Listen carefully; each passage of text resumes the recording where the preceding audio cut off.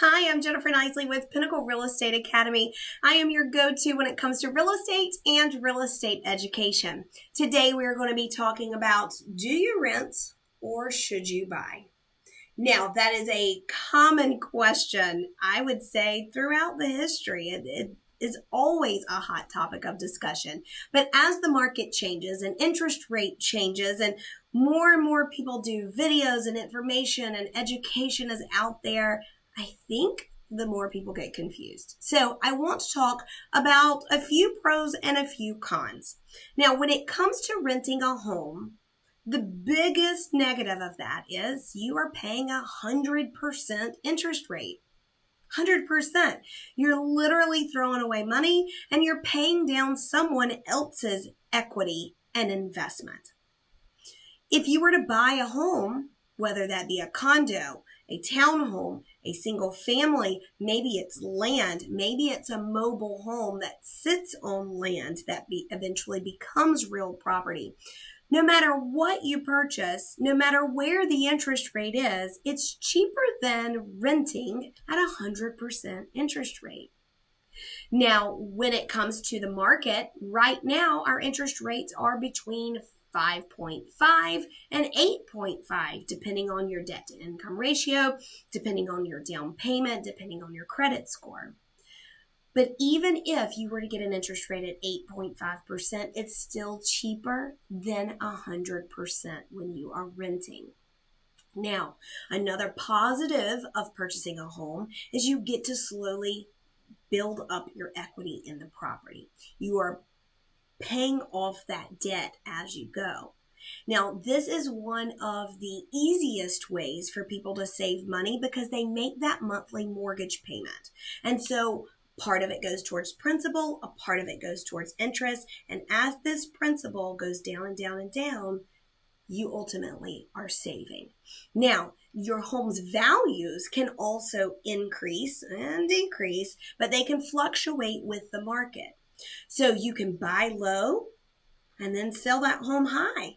And now you have a lot of equity in the home, and that didn't take your monthly mortgage payments. That had to do with the market. Now it can do the complete opposite thing. So you want to time it right when you're buying and when you're selling. You don't want to buy high, sell low, then you end up losing the money depending on how long you've had the home and how much you slowly buy down that equity. So you have to play the market. You have to look at your situation and be very, very strategic when it comes to this. Now, how do you get into that home? Maybe you're a first-time home buyer. Maybe you are in a tight financial situation and you'd rather purchase a home than rent and not slowly build that equity or home's value. So how do you do this as someone who is tight financially? Well, there are a lot of different programs out there. There's a program and government-backed loan called FHA. Now, this stands for Federal Housing Administration, and basically what it does is the government says, hey, I see that you are in a tight situation with income versus debt versus what you make as a salary and possibly your credit score. And so we will offer you this program where you can put as little as 3.5% down payment.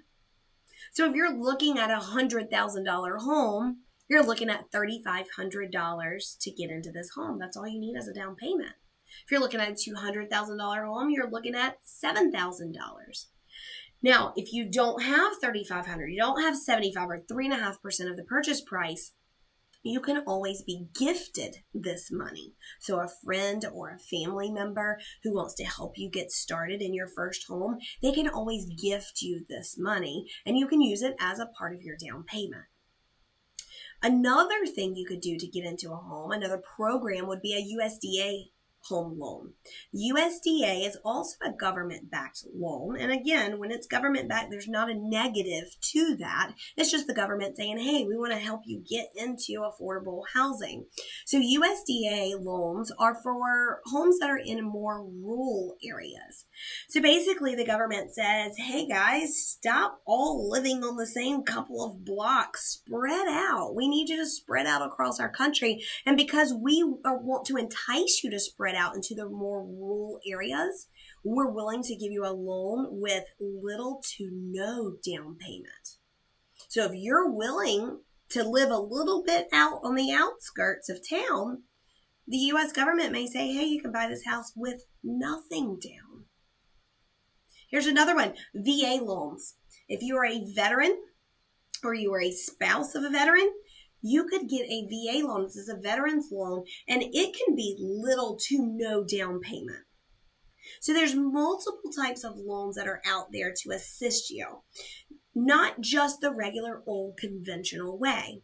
So you've probably always been told that when it comes to purchasing a home, you need 20% down payment and you need a 30-year fixed, and that is the only option that you have.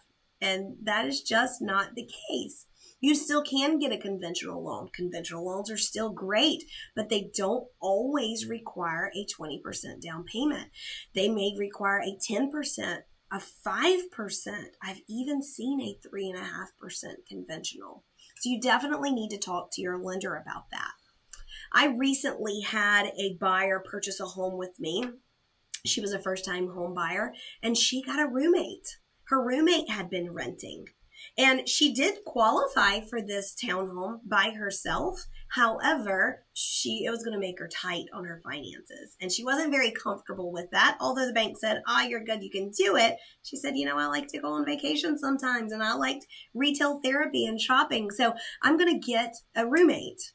And instead of this roommate renting an apartment, she just rented a room out of my buyer's townhome. And so that helped her generate revenue and help buy down the equity in her house. There are multiple ways that you can get into a home yourself. Do not let this scare you. Talk to a professional. Talk to a lender or a loan officer. Don't just go to the bank where you do your checking.